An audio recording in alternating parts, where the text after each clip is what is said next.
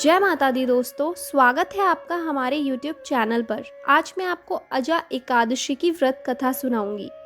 आइए करते हैं कथा को प्रारंभ।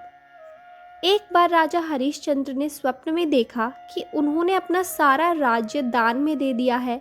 राजा ने स्वप्न में जिस व्यक्ति को अपना राज दान में दिया था, उसकी आकृति महर्षि विश्वामित्र से मिलती जुलती थी। अगले दिन महर्षि उनके दरबार में पहुंचे। तब सत्यवादी राजा हरिश्चंद्र ने स्वप्न में दिया अपना सारा राज्य उन्हें सौंप दिया। जब राजा दरबार से चलने लगे, तभी विश्वामित्र ने राजा से 500 स्वर्ण मुद्राएं मांगी। राजा ने कहा, हे ऋषिवर, आप 500 क्या, जितनी चाहे मुद्राएं ले सकते हैं।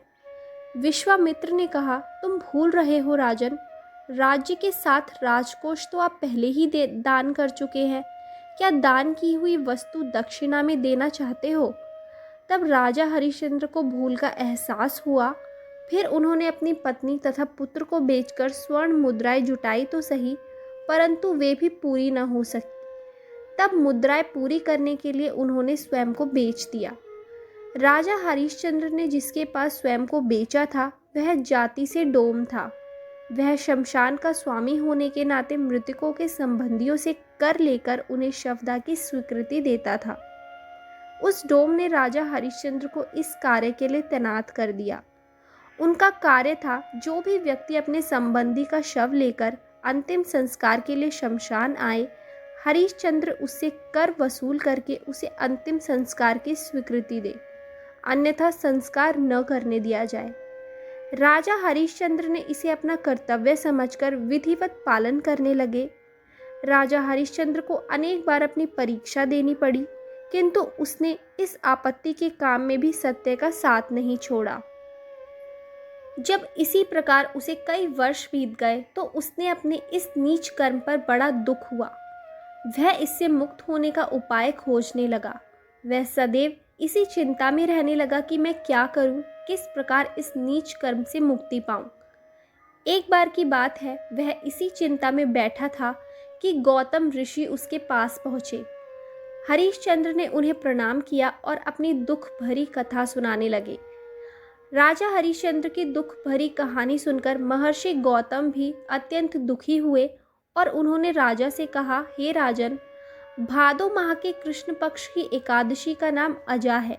तुम उस एकादशी का विधान पूर्वक व्रत करो तथा रात्रि को जागरण करो। इससे तुम्हारे सभी पाप नष्ट हो जाएंगे।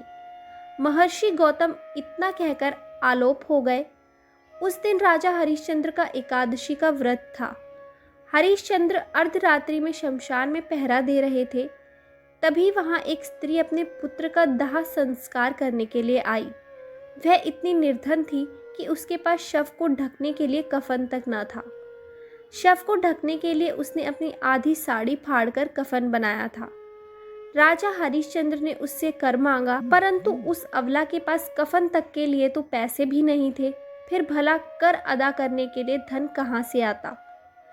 कर्तव्यनिष्ठ महाराज ने उसे शवदाह की आज्ञा नहीं दी। बेचारी स्त्री बिलख कर रोने लगी। एक तो पुत्र की मृत्यु का शोक, ऊपर से अंतिम संस्कार न होने पर शव की दुर्गति होने की आशंका।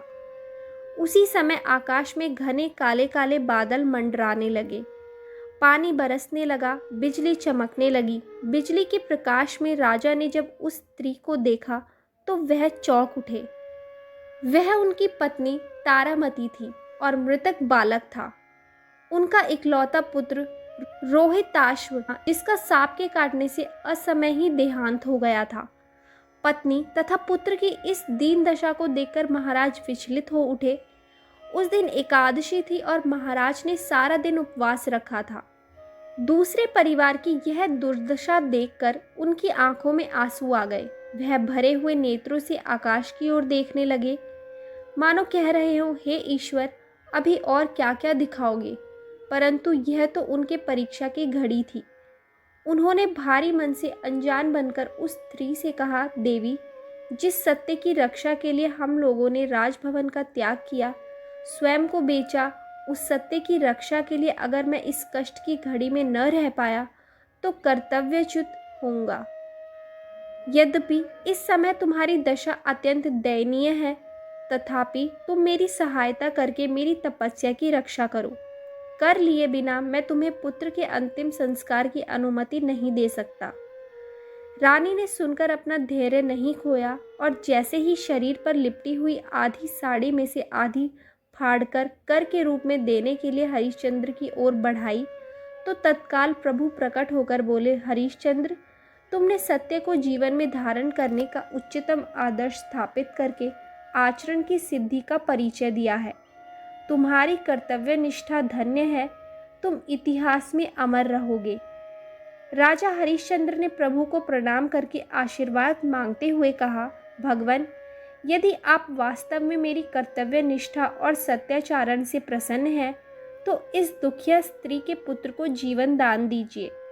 और फिर देखते ही देखते ईश्वर की कृपा से रोहिताश्व जीवित हो उठा। भगवान के आदेश से विश्वामित्र ने भी उनका सारा राज्य वापस लौटा दिया। तो दोस्तों, ये थी अजा एकादशी की व्रत कथा।